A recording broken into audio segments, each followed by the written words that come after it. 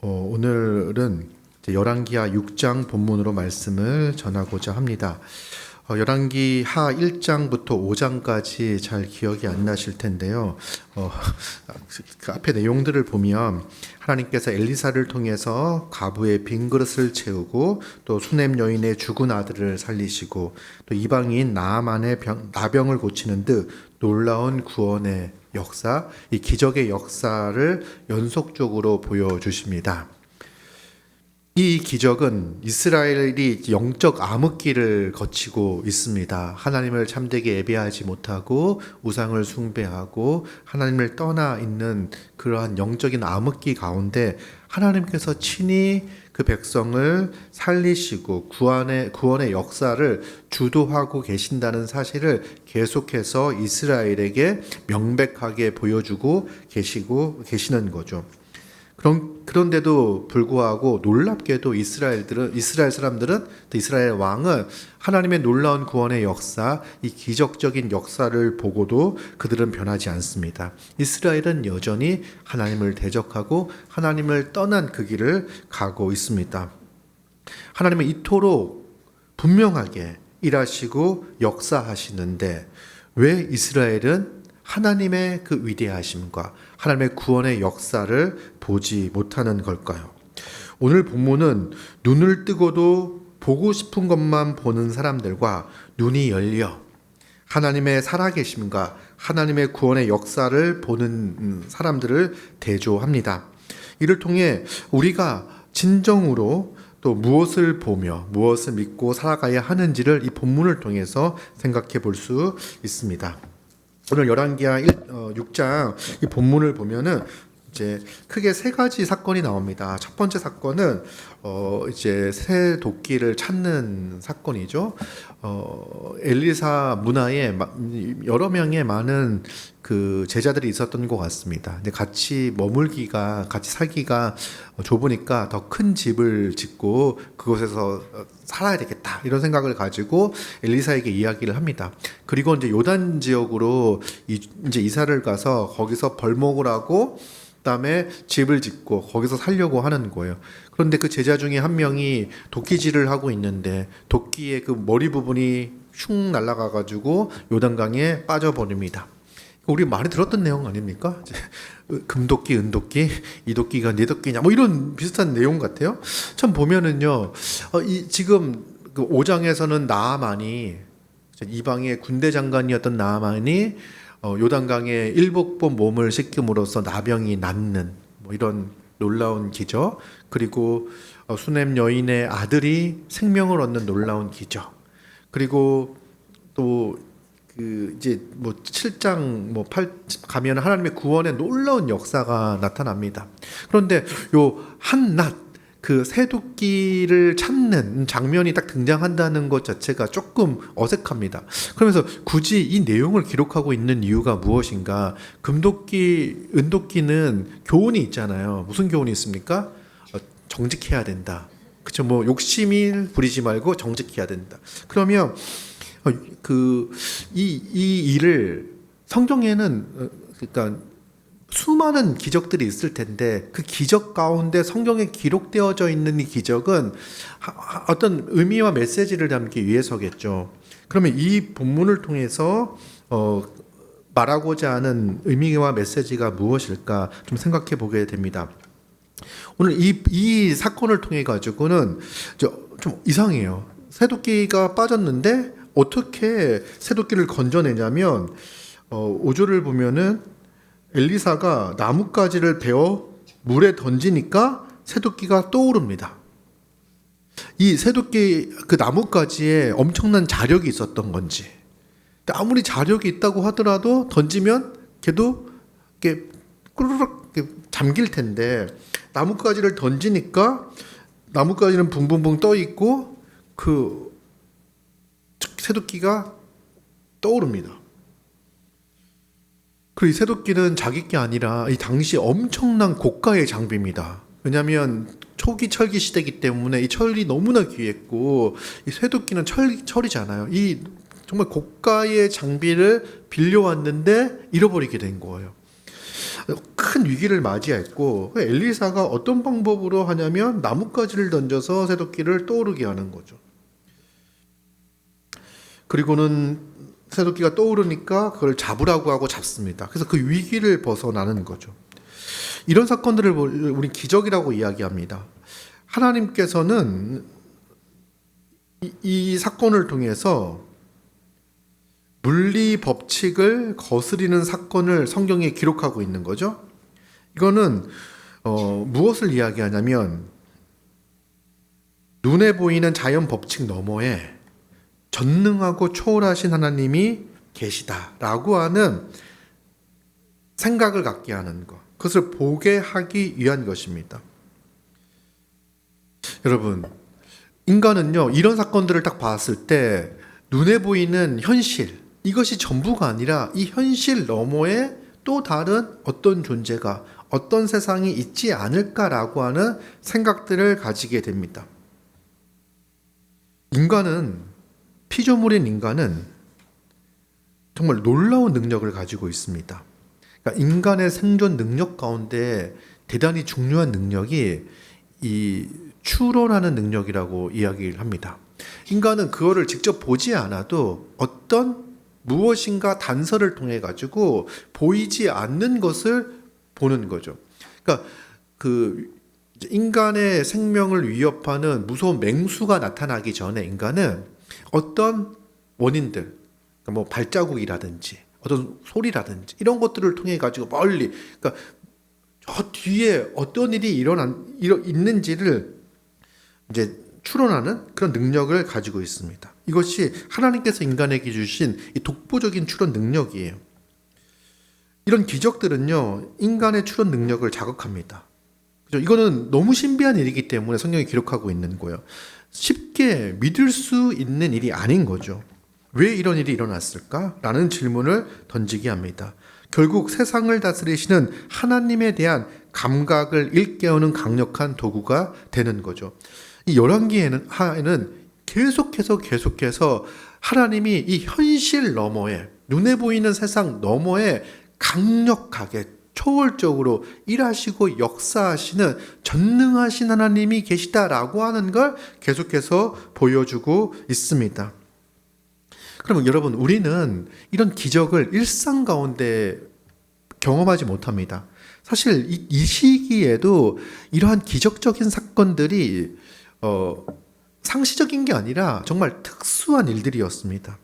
그런데 오늘날 우리가 살면서 새도끼가 떠오르는 것을 보지 못했습니다. 우리는 새도끼가 떠오른다고 하면 여러 가지 추론을 하죠. 제가 아까 얘기했듯이 막 자력을 가지고 있는 나무에 강력한 자석을 붙여가지고 촥 한 게 아닐까, 뭐 이런 생각들을 하고, 나뭇가지를 엄청 많이 던져가지고 강을 막고 물길을 돌려가지고 새도끼가 나오게 한 게 아닐까, 뭐 이런 생각들을 이제 갖는 거예요. 그러니까 인간은 그걸 보면서 생각을 하고 추론을 합니다. 그런데 이걸 보면서, 이 사건을 보면서 새도끼가 떠오르는 장면을 보면서 우리가 알고 있는 이 물리법칙 너머에 그 어떤 분이 계시구나라고 하는 생각들을 가지게 되는 거죠. 그런데 문제는 오늘날 우리 눈앞에 새도끼가 떠오르는 것과 같은 이런 기적을 경험하는 경우가 많지 않습니다. 어떻게 우리는 초월적인 하나님, 살아계신 하나님을 확신할 수 있을까, 믿을 수 있을까라고 하는 중요한 질문을 마주하게 됩니다.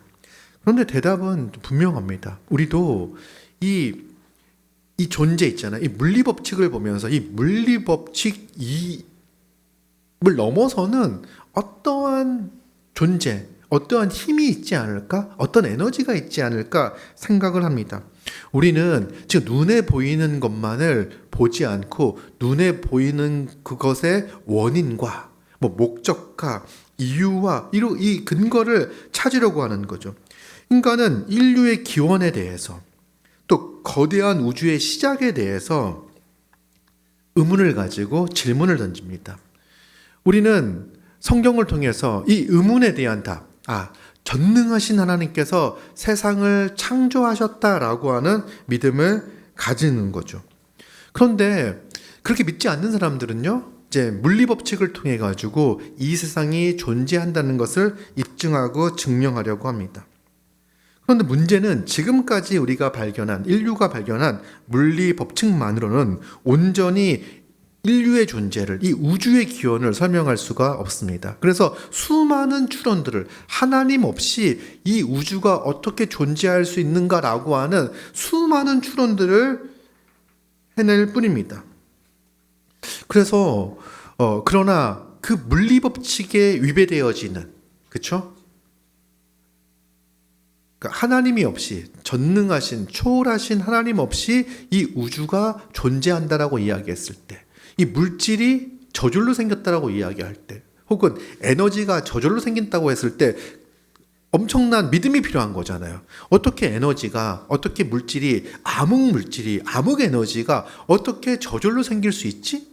그것이 영원전부터 본래 존재했다고 한다면 그 암흑 에너지와 암흑 물질이 신적인 존재인 건데, 뭐 이런 생각들을 하는 거죠. 그래서 우리는 하나님이 없다라고 얘기하는 사람들은 그 물질 자체에 신적인 권능을 부여합니다. 그렇죠? 추론할 수 없는, 이해할 수 없는 합리성 너머의 어떤 것들을 설명하는 거예요. 우리는 잘 압니다. 초월하신 하나님, 전능하신 하나님께서 이 우주 만물을 창조하셨다는 것을 믿는 거죠. 그래서 우리는 거의 기적이에요. 우주가 존재하고 인류가 존재하고 우리 같은 인간이 생각하고 사유하며 공동체를 이루며 사랑하며 섬기며 어떤 가치와 의미의 인생을 헌신하는 그런 존재가 있다라고 하는 것 자체가 기적인 거죠. 아무것도 없는 무에서 정교한 우주가 탄생하고 진흙과 같은 우리가 고도의 지성을 가진 생명체로서 인격을 가지고 상호 소통하며 살아가고 있는 존재라고 하는 사실, 이 자체가 새도끼가 물에서 떠오르는 것과 비견할 수 없을 만큼의 기적적인 사건인 거죠. 이 기적적 사건을 통해서 하나님의 살아계심을 보는 사람이 있고 또 그렇지 않은 사람도 있는 거죠. 우리는 하나님의 능력이 우리 눈에 보이는 물리법칙의 한계 너머에 일하신다는 사실을 압니다. 열왕기하 6장 1절부터 7절까지 나오는 사건은 이 사건을 통해서 눈에 보이는 현실 너머에 전능하신 하나님께서 함께 하시고 일하시고 역사하신다는 사실을, 그 사실을 알도록, 그 사실을 볼 수 있도록 기록되어져 있는 것을, 이 일이 일어난 것을 알 수가 있습니다. 두 번째 단락에 나와 있는 이 사건도 대단히 놀라운 사건입니다. 기적입니다. 첫 번째 기적은 뭐냐면 아람 왕이 이제 이스라엘을 노리잖아요. 특별히 이제 이스라엘 왕을 노리고 있는데, 근데 어떤 작전만 짜면은 우리가 어디 가서 진을 치고 있고 이스라엘 왕을 이렇게 해야 되겠다, 뭐 이런 생각들을 가질 때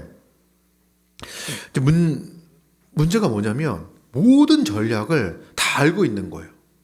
그래서 아람 왕이 무슨 생각을 하냐면, 분명히 우리 중에 스파이가 있다, 내통하는 사람이 있다, 그 내통하는 사람을 찾아내야 된다, 이렇게 얘기하니까 이미 소문이 다 퍼졌습니다. 아람 다 알아요. 왕만 모르고. 그들도 이상했겠죠. 근데 그 은밀한 곳에서, 지금으로 말하면 그 지하 벙커에서 일어나고 있는 그 모든 전략들을 낱낱이 엘리사가 다 알고 있는 거예요. 다 알고 있어서 지금 아람 왕이 어디에 진을 치고선 당신을 노리고 있으니까 거기를 조심하십시오. 그러니까 암만 기다려도 안 지나가. 그러니까 어떤 정보를 아람 왕도 정보가 있었겠죠. 그래서 이스라엘 왕이 어느 지역으로 간다더라, 뭐 어느 지역에 매복되어져 있으면 하면 그를 잡을 수 있다, 뭐 죽일 수 있다, 뭐라고 하는 그런 정보들을 가지고 할 텐데, 모든 정보를 이미 다 알고 있습니다. 엘리사가 알고 있는 거죠. 이것도 정말 초월적인 거잖아요. 아람 왕에게 하나님은 하나님의 전능하심과 초월하심을 보여줍니다. 그런데 아람 왕은 어떤 결정을 하냐면, 그래? 와, 그러면 엘리사만 죽이면 되겠네? 이 생각을 하는 거 정말 어리석지 않습니까?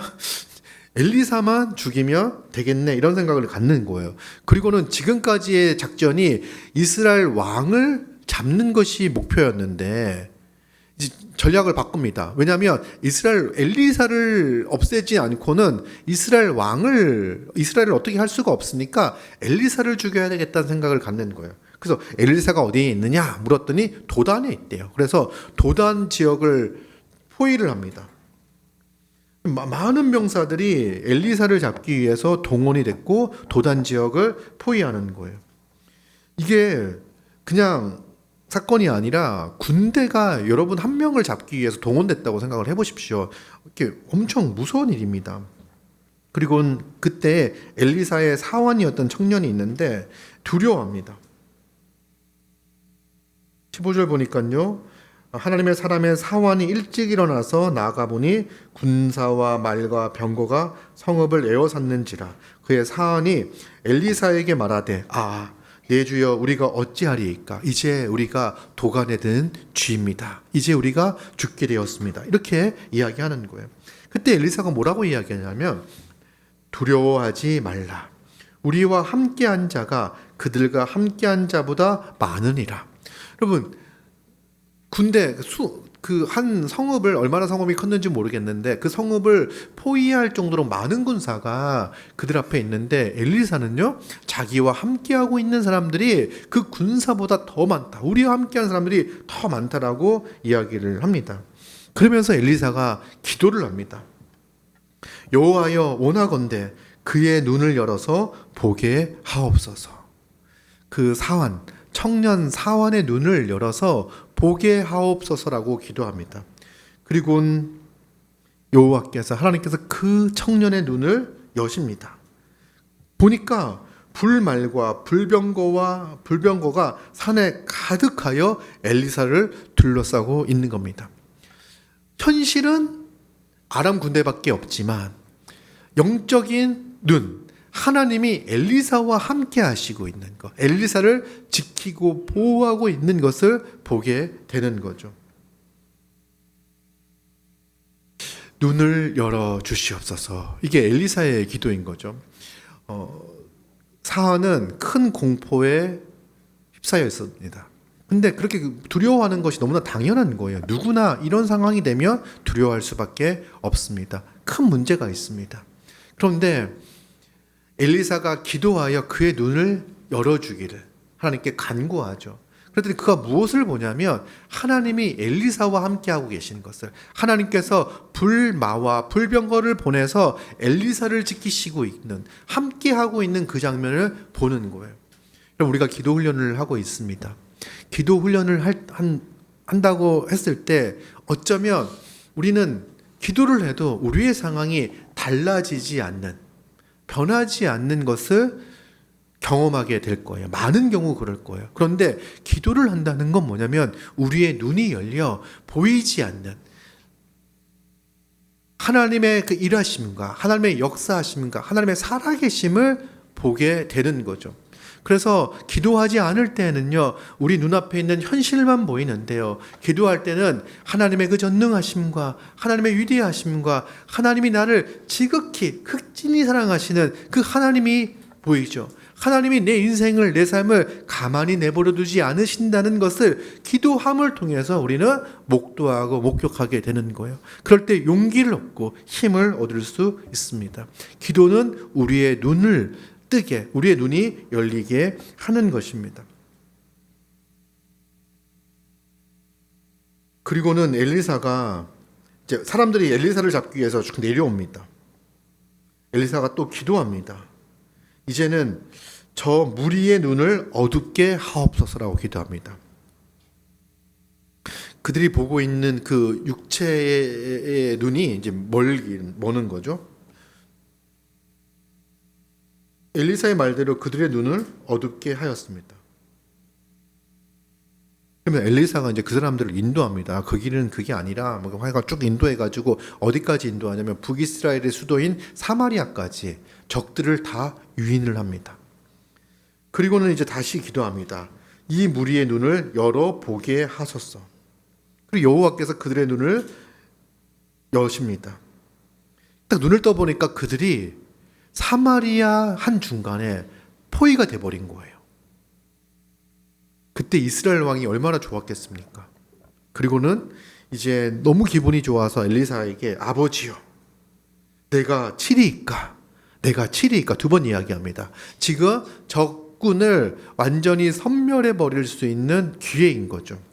그랬더니 엘리사가 뭐라고 이야기하냐면 우리가 칼과 활로 그들을 사로잡은 게 아닌데 어떻게 그들을 죽일 수 있겠습니까? 그렇게 이야기하면서 그들을 환대하라고, 그들에게 떡과 물을 그들 앞에 주고 그들을 배불리 먹이라고 이야기합니다. 그리고 이스라엘 왕은 그 말에 순종해서 그들을 먹입니다.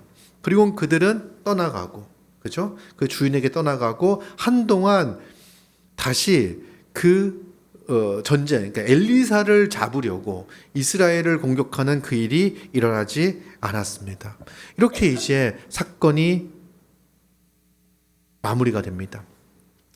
놀라운 역사, 놀라운 기적이 한 번 더 일어납니다. 사실 보고 보지 않는 것. 하나는 영안이 열려, 영적인 눈이 열려 바라보게 하는 사건이 하나가 있고, 하나는 육체적인 눈이 멀어버리는 이 기적을 엘리사의 사안뿐만 아니라 아람의 군대 또한 경험하는 거죠. 엘리사가 기도하였기에 그들의 눈이 멀고 눈을 뜨는 게 하나님의 일하심과 하나님의 역사라는 사실은 아람의 군대는 알게 되는 거죠. 그리고 그곳 가운데 하나님께서 베푸시는 호의, 은혜, 그죠? 그들은 눈을 떴을 때 도관에 든 쥐가 되었다는 것. 그래서 이스라엘 왕도 칼을 들어 그들을 치면은, 무방비 상태인 그들을 치면 다 섬멸해 버릴 수 있는, 그들의 생명이 위협을 받는 그런 상황까지 내몰린 거죠. 근데 하나님께서 그들에게 은혜를 베푸셔서 배불리 먹게 하시고 그 왕에게, 주인에게 되돌아갈 수 있는 은혜를 베풀어 주십니다. 그리고 이렇게 사건이 끝나는 것이 아니라 한 번의 큰 사건이 다시 등장합니다. 다시 아람 왕이 군대를 전열하여 이제는 그 사마리아 성을 포위합니다. 그렇죠? 이전에 사마리아 성에 갇혔는데 도단성보다는 훨씬 더 클 거예요. 사마리아가 수도니까 그 사마리아를 포위를 합니다. 포위를 하면서 모든 물자를 다 막아버립니다.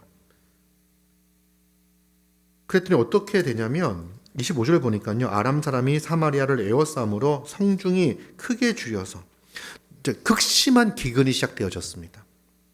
나귀 머리, 그러니까 나귀의 뭐 안신, 등심 뭐 이런 고급 부위가 아니라 머리, 그냥 가장 값이 나가지 않는 머리조차 은 80세겔, 그러니까 1kg의 은을 주어야 살 수 있고요. 비둘기의 똥을 왜 살까? 그러니까 정말 먹을 게 없다는 이야기예요. 비둘기의 똥조차. 그래서 이게 뭐냐라고 얘기했을 때 이제 해석이 분분한데, 새가 곡식을 먹잖아요. 그리고 똥을 싸잖아요. 그러면 그 배설물 안에는 소화시키지 못한 곡식들도 좀 있을 거 아닙니까? 그러니까 그거라도 먹으려고 사람들이 먹을 게 너무 없으니까 그조차도 거래가 되고 있을 만큼 극심한 가난이 그들에게 찾아온 것을 보게 됩니다. 그때 이제 얼마나 끔찍한 일이 벌어지냐면 이스라엘 왕이 성 위로 지나갈 때 한 여인이 소리칩니다. 나의 주 왕이요, 도와주시옵소서. 왕에게 도움을 요청하는 거예요. 왕이 이 문제를 해결할 수 있는 거죠. 그렇죠? 하나님께서 왕을 세우신 이유가 뭡니까? 백성을 평안하게 잘 통치하고 다스리라고 왕을 세우셨습니다. 왕은 그 책임이 있습니다. 그래서 왕은 배고픈 그 백성을 먹여야 될 의무가 있는 거죠. 그랬더니 왕이 뭐라고 이야기하냐면 그 책임을 하나님께로 넘깁니다. 여호와께서 너를 돕지 아니하시면 내가 무엇으로 너를 돕겠느냐. 이 모든 문제는 하나님께 있는 거다. 하나님께서 너를 돕지 않기 때문에 네가 지금 굶주리고 있는 거야 라고 이야기를 하는 거죠. 그러면서 이 여인이 뭐라고 이야기하냐면 그 이후의 이야기가 끔찍합니다. 먹을 게 너무 없으니까 한 여인이 자기한테 내 아들을 내놓아라. 그러면 우리가 오늘 먹고 내일은 내 아이를 먹자, 내 아들을 먹자 이렇게 얘기했다는 거예요. 그 말에 혹해가지고 어저께 내 아들을 잡아 먹었는데 오늘 가서 이제는 너의 아들을 먹을 차례가 아니냐 그랬더니 자기 아들을 숨겼다는 거예요. 그 이야기를 듣고 왕이 자기 옷을 찢습니다. 그리고 성 위를 지날 때 백성들이 보았을 때 그의 속살에 굵은 배를 입었는 게 보입니다. 옷을 찢는 행위야 굵은 배옷을 입는다는 것은 무슨 의미이죠? 회개의 의미예요. 회개의 의미. 하나님 앞에 회개할 때 옷을 찢고 굵은 배옷을 입습니다. 어떻게 보면 이게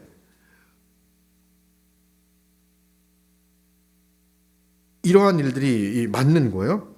여러분, 저 앞에 나와 있는 두 여인이 자녀를 삶아 먹기로 약속하고 실행하는 이 장면은 정말 참혹한 장면이죠.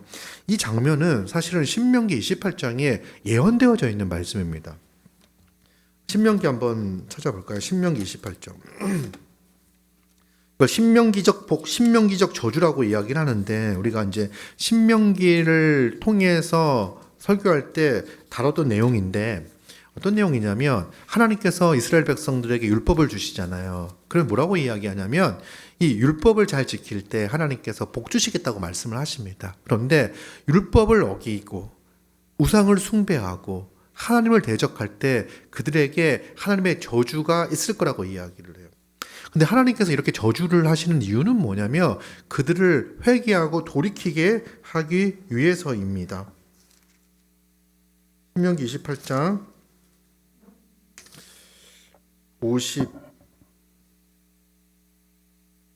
47절을 보면요.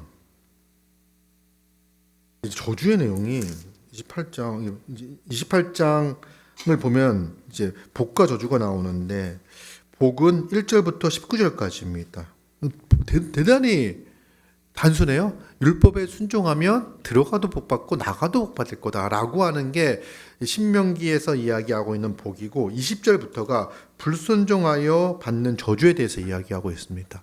그러니까 하나님께서는 이 저주의 내용이 많은 게 뭐냐면 하나님께서 경고하시는 거죠. 그들이 이렇게 범죄하지 않도록 경고하시는 거예요. 20절 보면요. 내가 악을 행함으로 그를 잊음으로 내 손으로 하는 모든 일에 여호와께서 저주와 혼란과 책망을 내리사 망하며 속히 파멸하게 하실 것이며 라고 하면서 이 저주의 내용이 쭉 나오는데요. 그다음에 57절에 보면요. 자기 다리 사이에서 나온 태와 자기가 낳은 어린 자식을 남몰래 먹으리니 이는 내 적군이 내 생명을 에워싸고 맹렬히 쳐서 곤란하게 함으로 아무것도 얻지 못함이니라. 이 이스라엘 백성이 하나님의 말씀에 불순종했을 때 이제 그 저주 가운데 가장 심한 하나님의 그 심판의 내용 가운데 마지막 기록되어 있는 게 이거예요. 그 다음에 58절에 뭐라고 나와 있냐면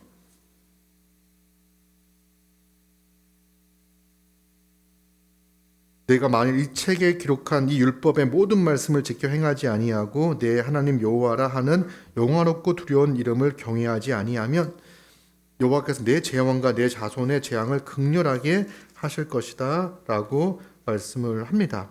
그러면서 이런 경고의 말씀을 하시면서 하나님께서는 신명기 30장 1절 2절에 뭐라고 말씀하시냐면 내가 내게 진술한 모든 복과 저주가 내게 임함으로 내가 내 하나님 여호와로부터 쫓겨난 모든 나라 가운데서 이 일이 마음에서 기억이 나거든. 이게 하나님께서 이렇게 축복과 저주를 하셨고 지금 우리가 여호와로부터 쫓겨나 이렇게 고통받고 있구나 이 생각이 마음에서 기억이 나면 너와 내 자손이 내 하나님 여호와께로 돌아와 내가 오늘 내게 명령한 것을 온전히 따라 마음을 다하고 뜻을 다하여 여호와의 말씀을 청종하면 내 하나님 여호와께서 마음을 돌이키시고 너를 긍휼히 여기사 포로에서 돌아오게 하시되 내 하나님 여호와께서 흩으신 그 모든 백성 중에서 너를 모으시리라. 이게 무슨 말이냐면은 하나님께서 이러한 저주, 심판을 통하여 이스라엘 백성들이 하나님의 말씀을 기억하게 하고 회개하고 돌이켜 하나님께 여호와께 돌아올 수 있도록 이런 저주를 내리신다는 거예요. 이 심판은 끝이 아니라 그들의 자신의 죄악을 깨닫고 여호와 하나님께 돌아올 수 있는 기회가 된다라고 말씀을 하는 거죠. 그래서 이 베옷을 입고 옷을 찢고 베옷을 입고 있는 이스라엘 왕의 모습을 볼 때 이가 참된 회개의 모습을 보인다면 이스라엘에는 희망이 있는 거죠. 하나님께서 긍휼을 베푸실 거니까요. 그런데 다시 열왕기 하러 돌아오면요, 이스라엘 왕은요 뭐라고 이야기를 하냐면 31절 왕이 이르되 사밧의 아들 엘리사의 머리가 오늘 그 몸에 붙어 있으면 하나님이 내게 벌 위에 벌을 내리실지로다. 엘리사의 목을 베겠다라고 이야기합니다. 한편으로는 회개의 모습을 보이고 있는데 이때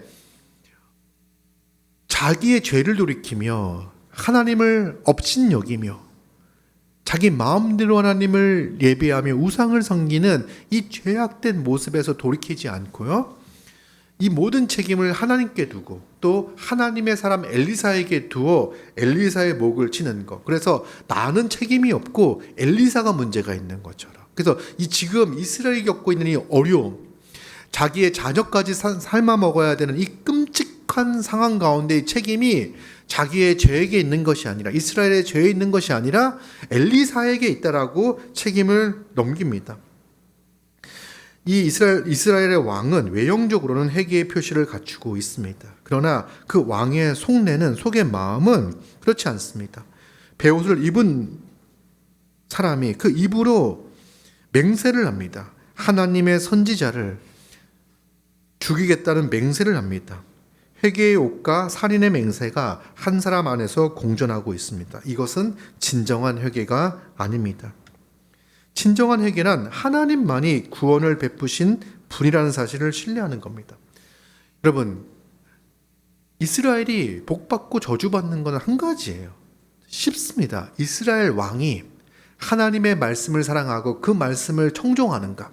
이스라엘 왕이 하나님의 말씀에 순종하고 청종할 때 이스라엘 전체는 복을 받아요. 이스라엘 전체는 그 방향으로 나아가게 되어 있습니다. 그러나 이스라엘 왕이 그 길을 떠날 때 이스라엘은 하나님의 심판과 저주 가운데 있게 되는 거죠. 왜냐하면 하나님이 주시는 그 복을 거부하니 이방과 같은 그러한 상태, 그런 모습, 악한 모습들, 정말 궁핍한 모습이 나타나게 되는 겁니다. 그래서 이스라엘 왕이 회개하고 돌이키면, 그리고 하나님의 말씀을 순종하고 청종하는 것이 그 어떤 것보다 중요한 거예요. 그런데 그는 회개하지 않습니다. 하나님이 구원하실 수 있다는 믿음, 이 믿음을 갖지 못합니다. 하나님이 구원하실 수 있는 분이라는 사실을 믿을 때 하나님 앞에 무릎을 꿇을 수 있습니다. 그러나 왕에게는 그런 신뢰가 없기에 진정한 회개가 없습니다. 베옷은 외형일 뿐, 사람들에게 보이기 위한 외형일 뿐, 하나님 앞에 진정으로 돌아서는 모습이 없었습니다. 32절, 33절 보면요, 엘리사는 그 모든 것을 다 알고 있습니다. 사자가 오기 전에, 왕이 보내는 사자가 오기 전에 이미 알고 있습니다. 이 살인자의 자식이, 아들이 내 머리를 베려고 사람을 보내는 것을 보느냐, 이렇게 이야기하고 있습니다. 이 모든 것을 엘리사는 알고 있는 거죠. 그러면서 사자가 와서 하는 말이 뭐냐면, 왕이 이르되 재앙이 여호와께로부터 나왔으니 어찌 더 여호와를 기다리요. 그러니까 이 모든 재앙이 하나님께로부터 시작되었으니 이제 더 이상 하나님을 기다릴 수 없다라고 이야기하는 거예요. 하나님을 신뢰하는 걸 포기하는 겁니다. 이 재앙의 출처가 하나님께로부터 온 것임을 이해하고 있죠. 이건 정확한 이해입니다. 이 신명기 언약 구조 안에서 이 포유와 기근은 여호와의 심판입니다. 그런데 이 원인이 누구에게 있습니까? 이스라엘 왕에게 있습니다. 이스라엘에게 있습니다. 그러면 그가 회개하고 돌이켜야 되는 거죠. 이 심판이 여호와로부터 왔다면 여호와만이, 하나님만이 이 문제를 해결하실 수 있는 분이시고 긍휼을 베푸실 수 있는 분이라는 사실을 알아야 되는 거죠. 그 방법은 자신이 여호와께로 돌아가는 겁니다.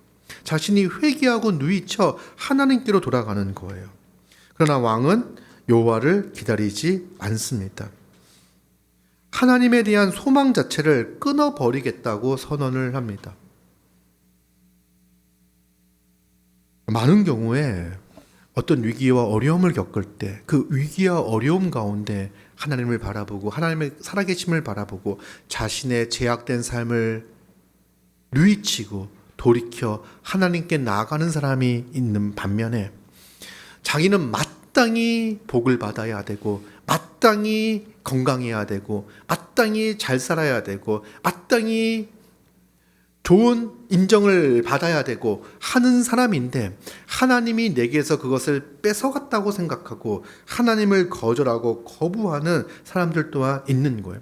같은 상황과 같은 환경을 보면서도 하나님을 원망하고 대적하는 사람이 있고 그 상황 가운데 자기의 죄악된 모습들, 그 현실 가운데 자기의 죄를 뉘우치며 하나님께로 돌아가는 사람이 있습니다. 이 이스라엘 왕은요, 여호와로부터 오는 소망 자체를 끊어버리겠다라고 생각을 합니다. 여러분, 이스라엘 왕은요, 8절 23절에서 하나님이 구원하시는 분이시라는 사실을 보았습니다. 그죠? 하나님께서 정말 능력을 행하셔서 이스라엘을 보호하시고 지키시고 구원하시는 분이라는 사실을 목격한 사람입니다. 하나님은 그에게 충분히 보여주셨습니다. 그 엘리사의 사환에게만 보여주신 것이 아니라 이스라엘 왕에게도 하나님은 보여주셨습니다. 보여주셨음에도 불구하고 신뢰하지 않았습니다. 하나님을 신뢰하지 않았기에 회개하지 못했고 회개하지 못했기에 하나님으로부터는 긍휼을 포기해 버렸습니다. 여러분, 우리도 생각을 해보면 하나님의 행위를 인정하면서도 이 모든 어려움이 하나님께서 내게 주신 거야 라고 생각하면서도 하나님 앞으로 돌이키지 않는 것이 가능합니다. 진정한 회개는 하나님만이 구원하시는 분이라는 사실을 신뢰하는 것에서 나옵니다. 그 신뢰가 없으면 아무리 힘든 상황을 만난다 하더라도 회개에 이르지 못하고 오히려 원망하게 되는 거죠. 오늘 본문을 보면요, 무엇을 보고 있는가? 하나님께서 우리에게 무엇을 보여주시는가? 그 보여주신 것을 보고 어떤 행동과 어떤 태도를 보이는가? 이 부분에 대해서 생각해 보게 됩니다. 6장 전체를 관통하는 핵심 단어는 눈을 열다입니다. 하나님께서 우리의 눈을 여신다는 거예요. 하나님께서 보여주신다는 거예요.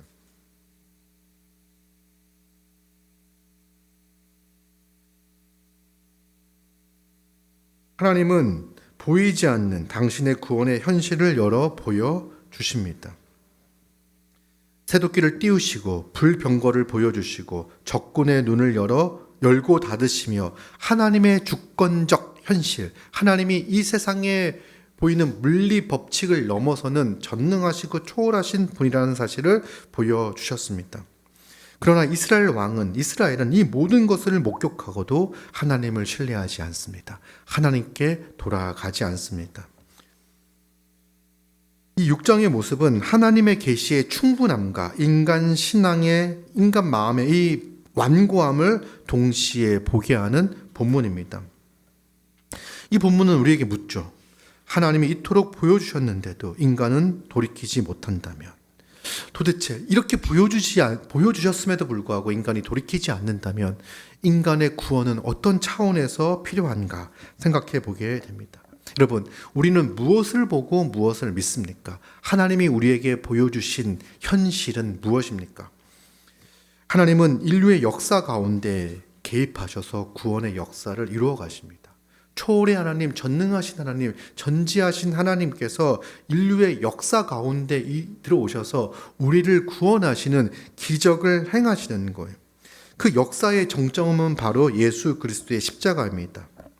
여러분, 십자가는요, 불병거보다 더 결정적 계시입니다. 우리는 어떤 기적을 보면 어떤 역사를 보면 하나님을 믿을 수 있을 거라고 생각합니다. 그러나 하나님으로부터는 수많은 기적을 본 이스라엘도 참된 신앙과 참된 믿음과 참된 신뢰로 나아가지 못했습니다. 그래서 하나님께서는 그보다 더 결정적인 것을 우리에게 보여주셨습니다. 십자가는 구약의 수많은 기적보다 더 기적 같은 일입니다.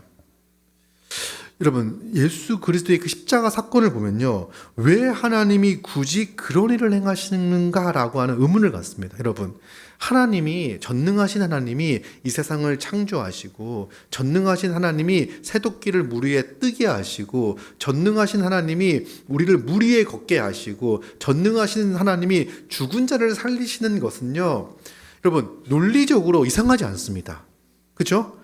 물리법칙을 만드신, 자연법칙을 만드신 하나님이 그 자연법칙과 물리법칙을 넘어서 역사하시고 일하신다고 하는 사실을 받아들이는 게 어렵지 않아요. 그런데 우리를 구원하시는 방식으로 들어가면요, 한 단계 더 깊은 질문을 던지게 됩니다. 하나님이 왜 굳이라는 생각을 하게 돼요. 왜 하나님이 굳이 하나님의 아들 예수 그리스도 성자 하나님을 이 땅에 보내셔, 인간의 몸을 입고 이 땅에 보내셔, 심판자, 권위자의 모습이 아니라 정말 아기 예수로 오셔서 인간과 똑같은 삶을 살게 하시고, 그리고 인간을 대신하여 십자가에 달려 죽게 하는 방식, 남들이 보였을 때, 눈에 보였을 때는 이 패배의 방식을 통하여 왜 승리를 성취케 하시는가 라고 하는 질문을 던집니다. 이거는 기적, 그러니까 하나님이 인간의 몸을 입고 온다라고 하는 것도요, 어색하지만 이 또한 이해할 수 있습니다. 그런데 하나님께서 인류를 구원하실 때, 죄인인 우리를 구원하실 때 왜 굳이 십자가라는 방식을, 왜 예수 그리스도가 우리 대신 형벌을 대신 담당하시는 방식으로 구원을 하시는가라고 하는 이 지점에서 더 깊은 의문과 더 깊은 질문을 가지게 하는 거예요. 하나님 우리에게 더 깊은 곳으로 들어가게 하시는 사건을 보여주시는 거죠. 이것이 바로 예수 십자가의 사건입니다. 하나님이 우리를 구원하시기 위해서 어디까지, 어떤 일까지 행하시는지를 보여주시는 것이 바로 십자가의 사건입니다. 십자가를 통해서 우리는 명확하게, 분명하게 보는 것들이 있습니다. 십자가는 우리의 인간의 상태가 어떠한지를 드러냅니다. 보여주죠. 우리는 스스로 하나님을 찾을 수 없는 존재라는 것을 알게 됩니다. 또 하나님이 우리의 눈을 열어주시지 않으면 결코 볼 수 없는 하나님의 은혜를, 하나님의 신비를 결코 볼 수 없는 존재라는 사실을 알게 하죠. 또 우리는 하나님의 아들이 우리를 대신하여 죽으셔야만 우리는 하나님 앞에 거룩하게 의롭다 함을 얻어 설 수 있는 존재, 생명을 얻을 수 있는 존재라는 사실을 알게 하십니다. 그리고 십자가는 동시에 인류가 어떻게 구원을 얻는지를 보여주죠. 우리의 노력, 우리의 공로가 아니라 오직 먼저 일하신 하나님의 그 은혜, 놀라운 섭리 가운데 하나님께서 우리에게 구원을 주신다는 사실을 알게 됩니다. 엘리사가 사안을 위해 기도했죠. 그 눈을 열어달라고. 그렇듯 우리 주 예수 그리스도께서 우리를 위하여 자신을 내어주심으로 말미암아 우리에게 구원을 주셨습니다.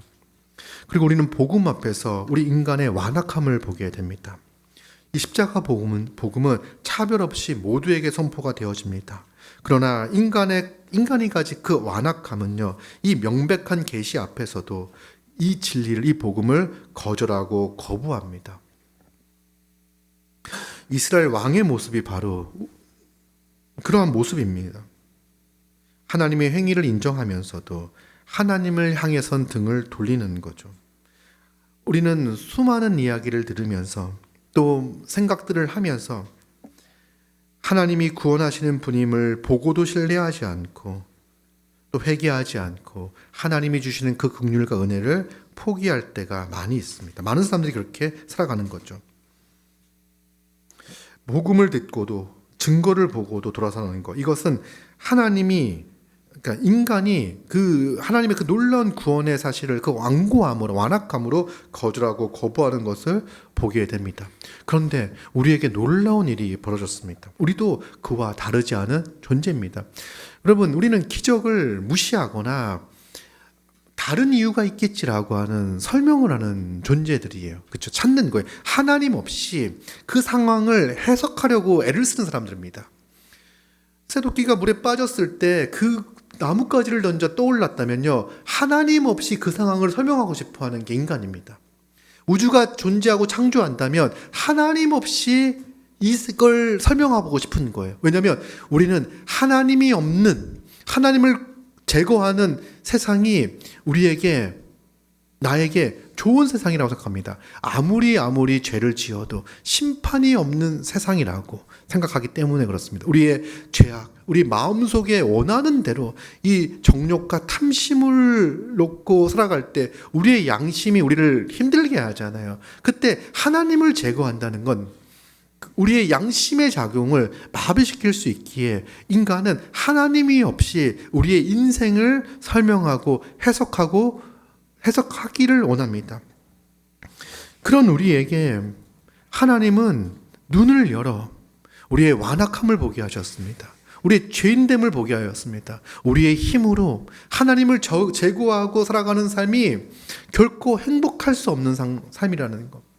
여러분, 그 삶이 어떤 삶이냐면 정말 서로 전쟁하고 싸우고 다투며 그 결과 기근이 굶주림이 다가오고 굶주리고 그래서 자기의 자식까지 삶아 먹어야 하는 그 상황인 거예요. 여러분, 이때 하나님을 제거한, 하나님을 대적한 상황 가운데 그러면 왕에게 가가지고 저는 너무 억울합니다. 나의 억울함을 풀어주시옵소서. 내가 그 여인의 아들을 먹어야 내가 행복하겠습니다. 복되겠습니다. 라고 생각하는 거. 내가 저 사람의 것을 빼앗아야, 저 사람의 것을 가져야 내가 이런 만큼 취해야 내 인생이 행복하겠습니다라고 말하고 생각하는 게 바로 하나님을 대적하고 거절한 인생의 세상의 한 단면을 보여주는 거예요. 그걸 결코 행복한 인생이라고 할 수 없습니다. 그 여인을 잡아다가, 거짓말한 그 여인을 잡아다가 그 여인의 아들을 삶아 먹는다고 한들, 그것이 내 하루 한 끼 배를 불렸다고 한들 그 인생을 행복한 인생이라고 할 수 없잖아요. 우리는 그런 인생에서 돌이켜 이제는 영원한 것을 보며 살게 되었습니다. 우리도 이스라엘 왕과 같이 그 이스라엘 사람들과 같은 존재였습니다. 세상의 힘과 권력과 돈이 더 크게 보였던 사람들이죠. 그것이 현실의 전부인 것처럼 지금 내가 갖고 싶은 거, 먹고 싶은 거, 얻고 싶은 것을 얻을 때 행복하다고 생각하던 그런 존재였습니다. 우리도 도단성에 에워싼 아람의 군대만 보였고 그 엘리사와 함께하는 불병거는 보이지 않았던 사람들입니다. 그런데 하나님께서 우리에게 우리의 눈을 열어주셨습니다. 보지 못했던 것을 보기 시작했습니다. 우리는 이제 구원의 의미가 보입니다. 예수 그리스도의 십자가가 나를 구원한 사건이라는 사실, 그리스도만이, 십자가만이 나를 구원할 수 있는 유일한 방식이다라는 것이 보이기 시작합니다. 그리고 십자가의 은혜를 아는 우리는, 구원의 은혜를 아는 우리는 이제 하나님의 백성의 정체성이 보이기 시작하죠. 내가 누구인가, 내가 어디에 속한 사람인지가 보입니다. 나를 바라볼 때 나에 대한 이해와 나에 대한 해석이 달라집니다. 성령이 그리스도와 나를 연합시켜 주신 것, 내가 그리스도 안에 있는 존재, 그리스도와 연합된 존재, 그리스도와 연합되어 하나님의 자녀가 된 존재라는 사실이 보이기 시작합니다. 그리고 우리는 무엇이 보입니까? 하나님이 나를 바라보실 때, 그리스도 안에 있는 나를 바라보실 때 기뻐하시는 모습이 보입니다. 잃어버렸던 내가, 하나님을 싫다고 하나님을 대적하며 하나님을 떠났던 내가 살 수 없어. 그 유일한 방법이 하나님께 돌아가는 거라는 것 사실을 깨닫고 주님께 돌아왔을 때, 하나님께 돌아왔을 때 하나님이 달려와 나의 목을 끌어안으시고 입을 맞추며 아들로 맞이해 주시고 잔치를 벌이시는 그 아버지의 모습이 우리 눈에는 명확하게 보입니다. 이것이 하나님께서 우리에게 보여주신 모습이죠. 여호와여 원하건대 그의 눈을 열어서 보게 하옵소서.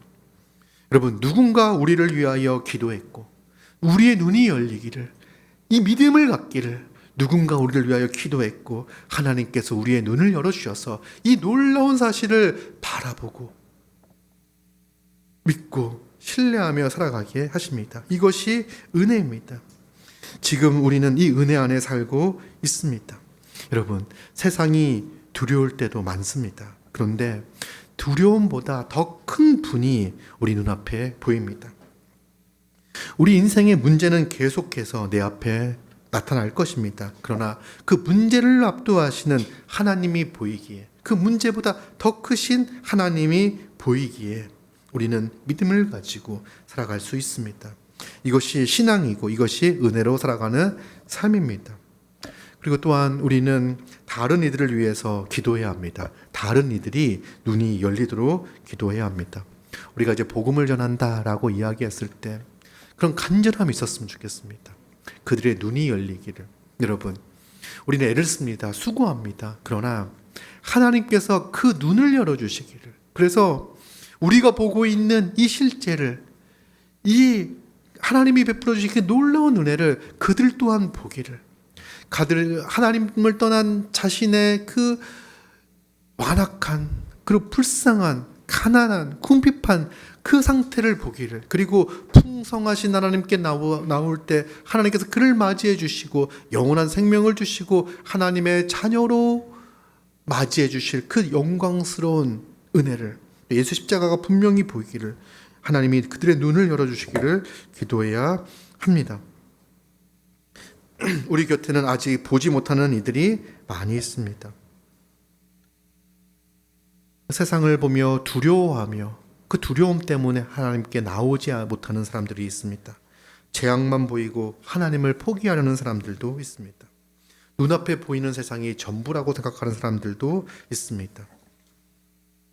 보이지 않지만 이미 임한 하나님의 나라, 하나님이 행하시고 계신 그 구원의 역사가 있습니다. 이 현실을 볼 수 있는 안목은 인간이 스스로 만들어낼 수 없기에 하나님께서 열어주셔야 합니다. 그러기에 우리는 기도합니다. 우리의 가족의 눈을 열어달라고, 우리의 친구의 눈을 열어달라고 기도합니다.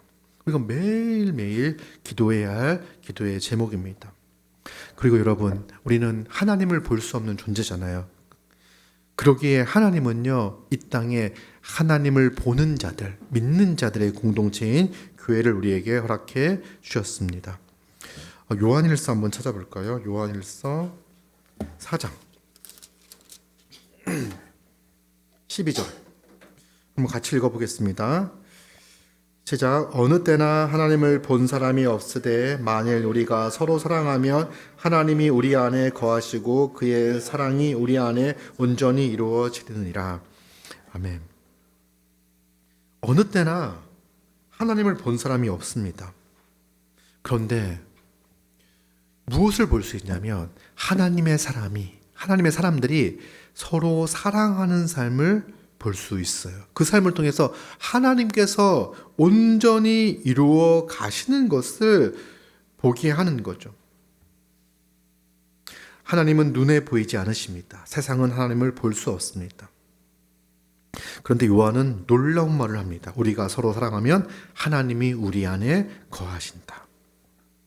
하나님을 볼 수 없는 세상에 하나님을 보이게 하는 것이 바로 교회입니다. 여러분, 우리는 이 교회를 통해서 하나님의 살아계심을 보게 됩니다. 여러분, 우리는 단지 마음의 평안을 얻기 위해서 교회를 다니는 게 아니죠. 개인의 욕망과 바램을 충족하기 위하여 신앙을 갖는 것이 아닙니다. 여러분, 우리는요, 하나님의 말씀이, 하나님을 주님으로 인정하는 사람들이 이 세상을 어떻게 살아가는지를 세상 가운데 보여내는 그러한 존재입니다. 저는 정말 하나님의 말씀이 정말 능력 있다는 사실들을 무엇을 통해서 경험적으로 아냐면, 여러분들 한 명 한 명이 하나님의 말씀으로 변화되어져 가는, 빚어져 가는, 그리고 한 명 한 명이 변화되어 한 몸 교회를 이루며 함께 살아가고 함께 그리스도의 장성한 분량이 충만한 데까지 이르러 가는 그 장면을 보면서 하나님의 일하심과 하나님의 살아계심을 보게 됩니다. 무슨 말이냐면 하나님의 말씀의 그 능력이 우리의 생각을 바꾸고 우리의 삶의 목표와 방향을 바꾸어요. 그리고 이게 한 명 한 명이 바뀐 이 우리가 한 교회를 이루고 새로운 문화와 새로운 삶의 양상을 만들어내며 살아가고 있습니다. 여러분, 우리의 삶의 모습은요, 세상과 매우 매우 다릅니다. 그래서 저는 우리 교회가 되게 일반적이고 평범하고 지극히 평범하다는 생각을 많이 하거든요. 근데 누군가에 가서 우리 교회의 모습을 이야기를 하면 그런 교회가 있어? 라는 얘기들을 종종 듣게 됩니다. 과연 진짜 그런 교회가 있어? 저는요, 우리 교회의 모습이 어떤 면에서는 대단히 부족하고 부끄럽고 연약한 부분들이 많이 있다고 생각해요. 성경이 말하고 있는 이 영광스러운 교회의 모습에 비할 때 우리 교회가 살아내고 있는 이 모습은 그 영광스러운 모습에 많이 미치지 못하는 모습들이라고 생각해요. 그런데 이미 하나님의 말씀이 우리의 삶을 변화시키고 우리를 교회로 묶으시고 또 교회로 살아내게 하는 하나님의 백성만이 살아낼 수 있는 삶의 양상과 모습들이 우리 가운데 나타나고 있는 거예요. 그러기에 사람들은 이 교회를 보고 놀라워합니다. 아니, 아직 놀랄 정도는 아니야 라고 하는 게 우리의 솔직한 바람인데 사람들은요, 많이 놀랍니다. 깜짝깜짝 놀랍니다. 왜? 하나님이 우리 가운데 그렇게 일하시고 역사하기 때문에 그렇습니다. 우리가 많이 가졌기 때문에, 우리가 세상의 기준으로 많이 누리고 있기 때문에 사람들이 놀라는 것이 아니라 다른 생각과 다른 관점과 세상의 말을 따르지 않고 살아가고 있음에도 불구하고 세상이 줄 수 없는 그 행복, 그 이상의 행복을 누리며 기쁨과 감사함 가운데 살아가는 이 삶의 모습을 통하여, 이 사랑하는 삶, 섬김의 삶을 통하여 세상 가운데 말하는 것이 있다는 거예요. 보여지는 것이 있다는 거예요. 그것이 바로 하나님께서 우리 안에 일하시고 역사하는 삶의 모습입니다. 우리는 더 힘써 사랑하며 섬기며 살아갈 수 있을까? 또 고민하고 또 믿음으로 주님을 신뢰하고 나아가야 하는 것이죠. 이것이 우리의 삶의 모습입니다. 교회가 서로 사랑할 때 보이지 않는 하나님의 사랑이 보이는 현실이 됩니다. 그래서 우리가 교회가 복음이다라고 이야기하죠. 여러분, 예수 그리스도 십자가가 복음이잖아요. 그렇죠? 근데 교회는 복음이 아니다?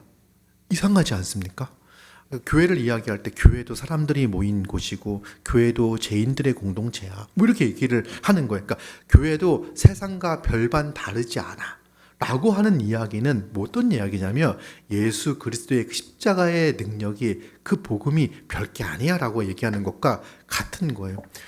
예수 십자가의 은혜가 복음이고 기쁜 소식이기에 그 복음으로 말미암아 구원을 얻은, 생명을 얻은 존재들이 이 땅을 살아가는 삶의 양식과 방식, 그 존재의 모습이 교회인 거잖아요. 그러면 교회가 복음이라고 하는 것은 교회 또한 이 세상에 기쁜 소식이어야 되는 거예요.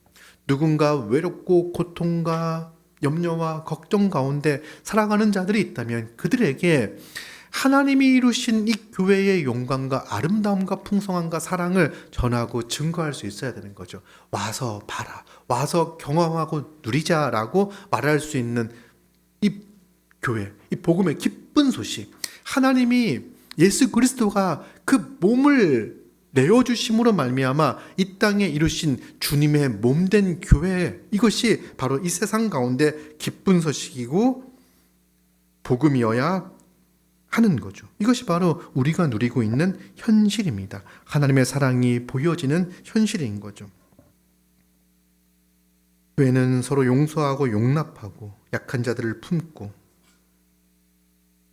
그럴 때 또 하나님 보이지 않는 그 하나님의 그 능력과 사랑을 세상 가운데 보이게 합니다. 우리는 하나님을 본 사람들, 그리스도와 연합된 사람들, 성령의 인도하심을 따라 살아가는 사람들입니다. 우리는 주님의 몸된 교회입니다. 우리는 이 교회를 통해서 하나님을 세상에 보여줄 수 있는 사람들이죠. 이것이 바로 교회의 정체성입니다. 이것이 세상 속에 교회가 존재하는 이유 가운데 하나입니다. 여러분, 우리는 놀라운 은혜가 우리 가운데 있습니다. 우리는 보지 못했던 그 세상을 보게 된 자들입니다. 하나님의 놀라운 구원의 은혜를 목도하고 보고 매일매일 말씀을 통해서 본 자들입니다. 우리는 성경을 통하여, 기도를 통하여 현실 가운데 낙담하고 낙심하는 것이 아니라 문제와 걱정과 고통 가운데 낙심하는 자들이 아니라 그 문제와 고통보다, 고난보다 더 크신 하나님을 바라보며 신뢰하며 하나님께서 일하실 것을 신뢰하고 믿으며 나아가는 자들입니다. 이제 우리는 다른 이들을 위하여 기도하고 간구하는 자들입니다.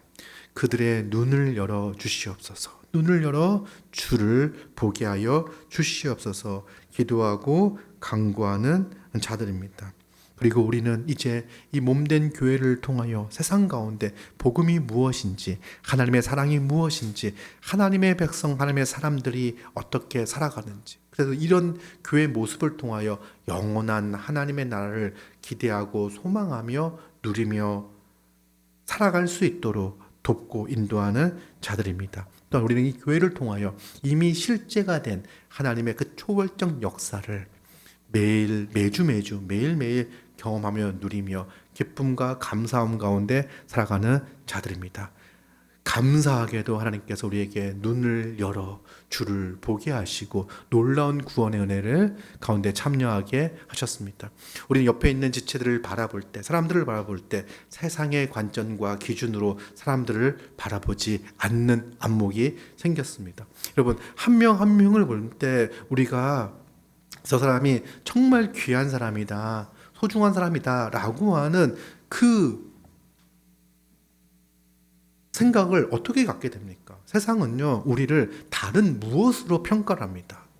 무엇을 가졌고, 무엇을 이뤘고, 무엇을 성취했는 걸로 우리를 판단합니다. 그런데 우리는 옆에 있는 지체가 하나님이 이를 위하여 무슨 일을 행하셨는지 그것을 통해서 옆 사람의 가치를 아는 거죠. 이렇듯 우리의 가치 또한 마찬가지죠. 세상은 우리를 무엇으로, 어떤 기준으로 우리를 재단하며 우리가 마치 가치 없는 사람처럼 누구와 비교하여 그런 존재로 우리가 인식되어질 때, 하나님이 나에게 무한한 가치를 부여하신 분, 하나님의 아들 예수 그리스도까지 아끼지 않고 내어주셔 나를 존귀케 하셨다는 사실, 그 사실 하나만으로도 우리는 감사와 기쁨, 우리 스스로를 존귀한 자로 여기며 매일매일 힘있게 살아갑니다. 이것을 보며 우리는 새롭게 열린 이 믿음의 눈을 가지고 세상을 바라보고 옆에 있는 지체를 바라보고 우리 자신을 바라보며 살아가는 존재입니다. 여러분, 감사하십시오. 우리는 눈을 뜬 자입니다. 아멘. 내일 눈을 뜨시는 분도 있긴 하지만 이제 눈을 뜨고 열고 영원한 그 하나님 나라를 기대하며 소망하며 살아가는 우리 모두가 되기를 바랍니다.